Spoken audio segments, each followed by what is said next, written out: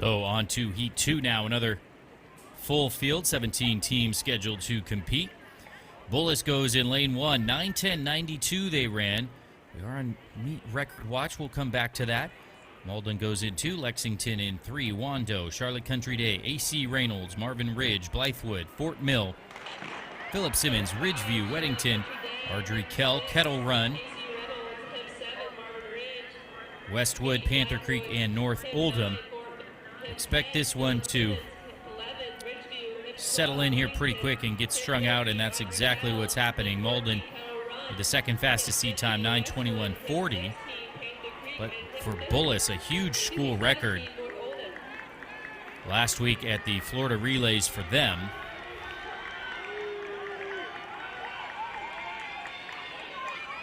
And again, the meet record certainly on watch here. 9:07.24. Can Bullis go even quicker than they did at those Florida Relays? That meet record, Cuthbertson from 2022.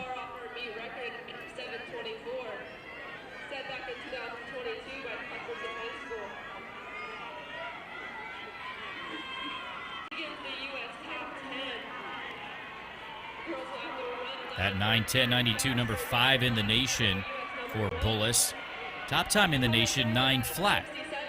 So we don't need to get too greedy here, but just worth mentioning some of those marks as Bullis does lead in the early goings of this one. And it looks to be Marvin Ridge now taking the lead.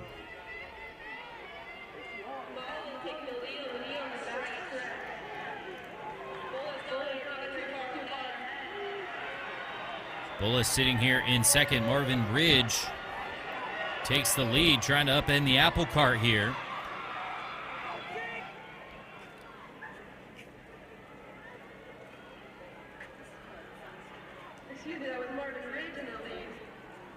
Marvin Ridge out in front, blowing it open on the first leg.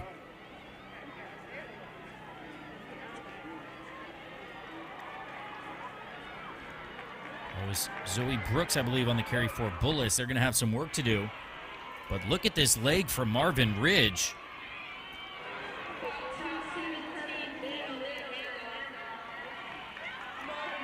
About 2:17 or so.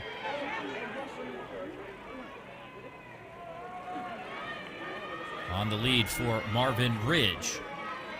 And they are way out in front now. But as we saw in the first heat, and as we know from relays, over the longer distances, anything can happen, absolutely. I believe that was Gentile on the carry for Marvin Ridge as they go now to Mayer.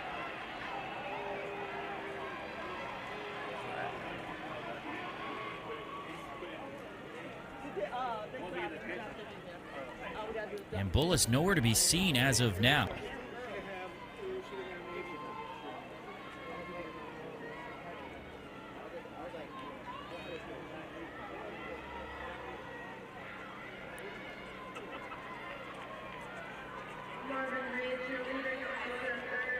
Marvin Ridge, a leader. Julia Mayer on the carry.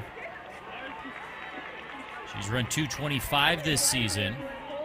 PR'd over 3,200 meters as well. 11:11, her best there.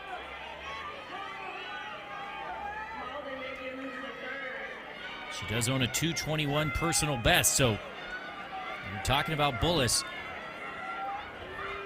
Of course, so many different athletes can cycle through. Marvin Ridge trying to make the most of it here out in front with Julia Mayer on the carry, the senior. She's headed to App State next year.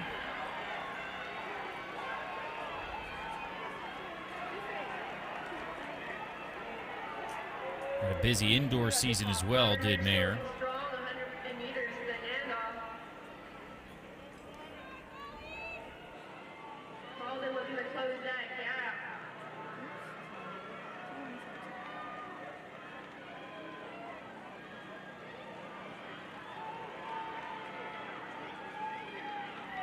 Marvin Ridge will hand off first. Well in the lead here, but that gap has close just a little bit. Keep an eye on that clock there, 4:38 or so. Right around 2:20, maybe 2:21. Bullis well back. Marvin Ridge with a commanding lead.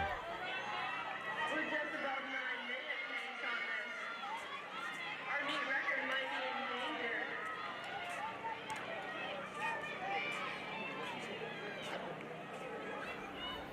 So now they are just racing the clock. Again, anything can happen, certainly.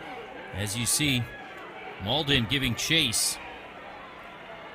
They came in with the second fastest seed time, 9:21. And for Marvin Ridge, this is scheduled to be Savannah Gentile after Isabella Gentile took the first carry.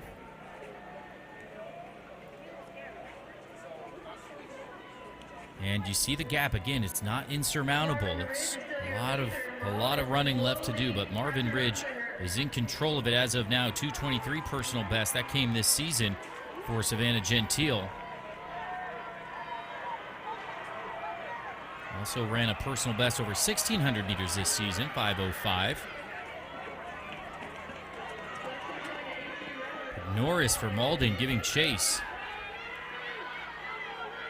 And they turn this into a bit more of a race. Look at the teammates cheering on Malden there. Meredith Norris, head down, putting in a workmanlike performance. Trying to make it a two-team race. Marvin Ridge trying to open it up and keep that gap as big as possible. Norris already having run a lot of races this year. The senior, very consistent in the 220s. Ran 221 earlier this season. Owns a 218 personal best, so no surprise to see her, well, start to close the gap. But now Gentile from our leader, Marvin Ridge. We're going to hand off first once again. So it is Marvin Ridge, 7 minutes right at the bell. Right at the final leg, I should say. The anchor, 2 laps, of course, remaining.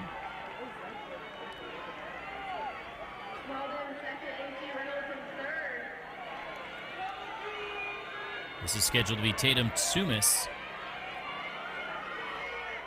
Also a 2:18 performer. And look at that stride open up from Sumis. Remember, it was right about 7 minutes at the bell, so we will see where they land when all is said and done, but certainly going to be quicker than their seed time, coming in with a 9:26 seed time. And if Sumis is anywhere close to her personal best of 2:18, they will blow that seed time out of the water as Sumis comes up on a lapped runner here for Marvin Ridge.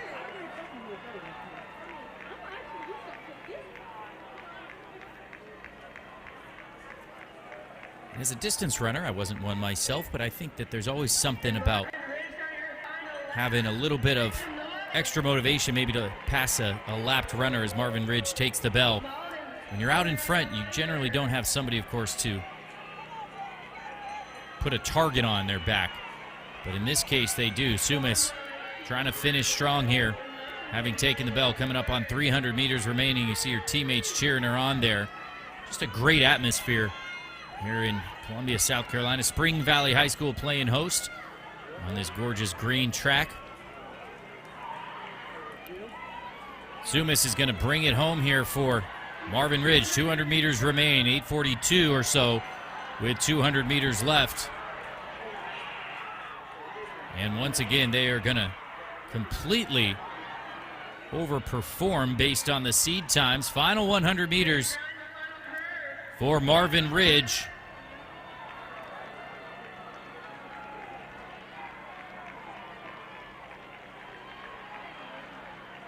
And scheduled to be Tatum Sumis as we look at that clock. Remember, they were right at about 7 flat.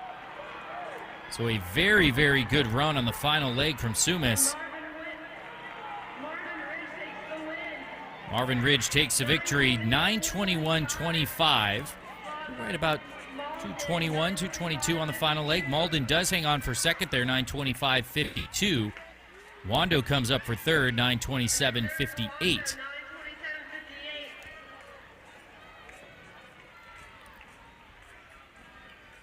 But what a great run from Marvin Ridge. Bullis obviously cycling in some other athletes after the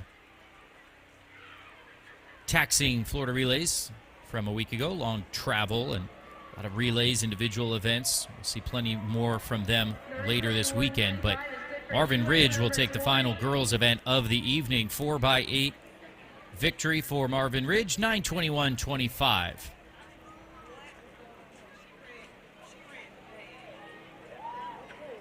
And I be trying not to talk about it because you don't know whose parent is sitting right next to you.